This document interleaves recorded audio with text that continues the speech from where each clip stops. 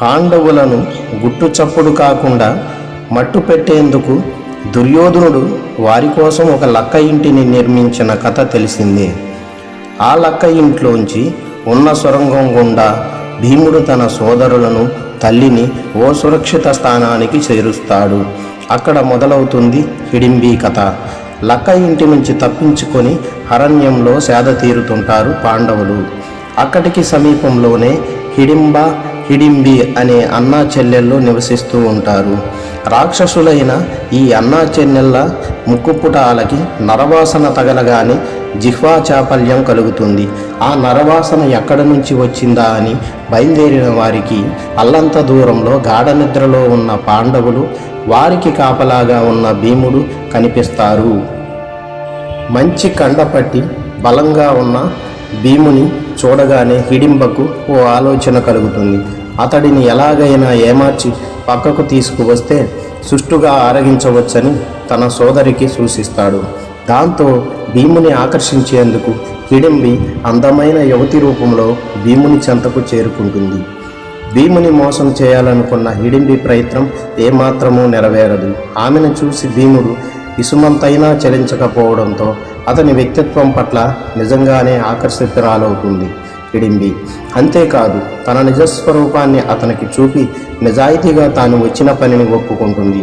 దాంతో కోపాద్రిక్తుడైన భీముడు హిడింబి సోదరుని మీదకు యుద్ధానికి వెళతాడు. ఆ భీకర యుద్ధంలో హిడింబా చనిపోతాడు. కానీ భీముడి కోపం అంతటితో చల్లారదు. తన సోదరుని సాగుకి హిడింబి ప్రతీకారం తీర్చుకుంటుందేమో అన్న అనుమానంతో హిడింబిని కూడా చంపేందుకు సిద్ధమవుతాడు. కానీ ధర్మరాజు అడ్డుకోవడంతో భీముడి కోపానికి అడ్డుకట్టపడుతుంది. హిడింబి మనసులో భీముడు నిలిచిపోయాడని కుంతీదేవి గ్రహించి ఆమెను వివాహం చేసుకోమంటూ భీమునికి సూచిస్తుంది. ఎట్టకాలకు హిడింబిని వివాహం చేసుకునేందుకు భీముడు అంగీకరిస్తాడు. కానీ అందుకు షరతుని కూడా పేర్కొంటాడు. తాను ఎల్లకాలం హిడింబితో కలిసి ఉండలేనని, వారిద్దరికీ ఓ శిశువు జన్మించగానే అక్కడి నుంచి వెళ్ళిపోతాననేదే ఆ షరతు. దానికి హిడింబి ఒప్పుకోవడంతో వారిరువురి వివాహం జరుగుతుంది. హిడింబికి భీముని ద్వారా అనతి కాలంలోనే ఓ శిశువు జన్మిస్తాడు.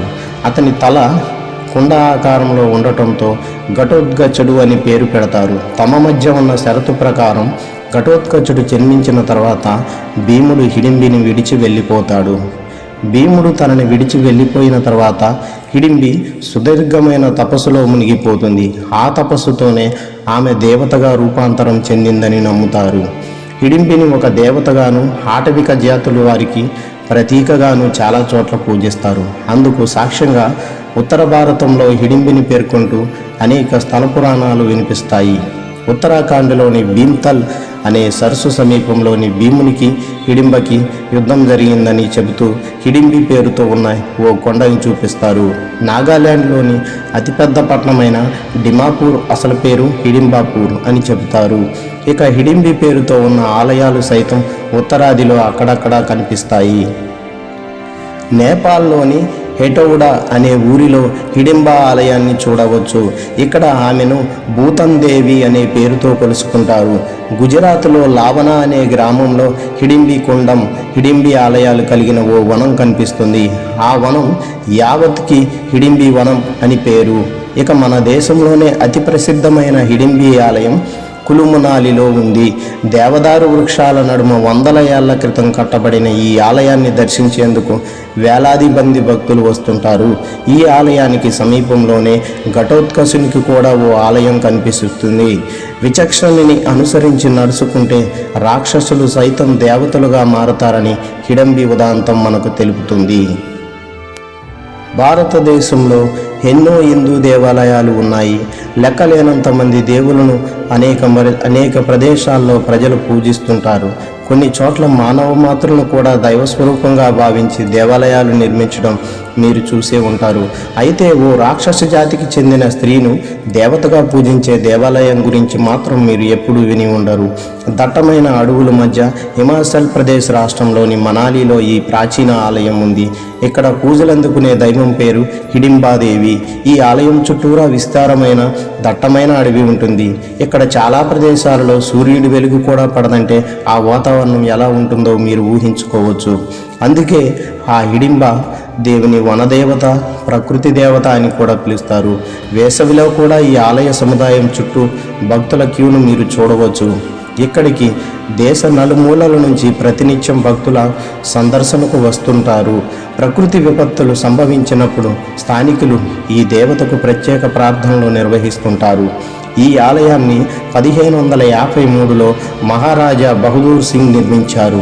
4 అంతస్తులతో చెక్కలతో నిర్మించిన ఈ ఆలయ నిర్మాణం అడవుల మధ్య ఎంతో ప్రత్యేకంగా కనిపిస్తుంది.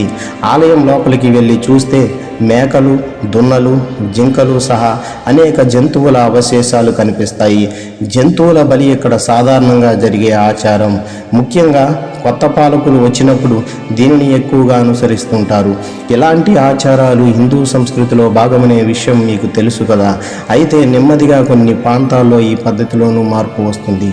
ఈ ప్రదేశంలో హిందూ దేవత అయిన హిడింబ ధ్యానం చేసినట్లు భక్తులు నమ్ముతారు. హిందూ మత గ్రంథాల్లో ప్రముఖమైన మహాభారతంలో ఈ ఆలయానికి ప్రత్యేక సంబంధం ఉంది. మహాభారత యుద్ధంలో తండ్రి భీముడి ఆదేశం మేరకు యుద్ధానికి దిగి తన ప్రాణాలనే అర్పించిన ఘటోత్కచుడు గురించి మీకు తెలిసే ఉంటుంది. హిడింబ ఘటోత్కచుడు రాక్షస జాతికి చెందినవారు అయినా ఎప్పుడూ ఎవరికి హాని తలపెట్టకుండా ధర్మం వైపు నిలబడడంతో వారు కూడా దేవతలుగానే కొలవబడుతున్నారు. మనాలి పర్యటనకు వెళ్ళే టూరిస్టులకు హిడింబ ఆలయం ఒక ప్రధాన ఆకర్షణగా నిలుస్తుంది. మనాలి యొక్క హృదయంగా ఈ ఆలయాన్ని పిలుస్తారు. ప్రతి ఏటా ఇక్కడికి వచ్చే పర్యాటకుల సంఖ్య పెరుగుతూనే ఉంటుంది. ప్రేమించిన వ్యక్తితో పెళ్లి కావాలని మీరు కోరుకుంటే అది నిజమయ్యేలా ఈ దేవత అనుగ్రహిస్తుందని భక్తులు నమ్ముతారు. ప్రకృతి అందాల మధ్య ఈ ఆలయాన్ని సందర్శించడం మీరు ఎప్పటికీ మర్చిపోలేరు. సెప్టెంబర్ నుంచి ఏప్రిల్ మధ్య ఈ ప్రదేశం పర్యాటకుల తాకిడితో కిటకిటలాడుతుంది. ఈ సీజన్లో మనాలిలో మంచు కురుస్తూ ఉంటుంది. ఈ వాతావరణం మిమ్మల్ని ఖచ్చితంగా మైమరిపింపజేస్తుంది.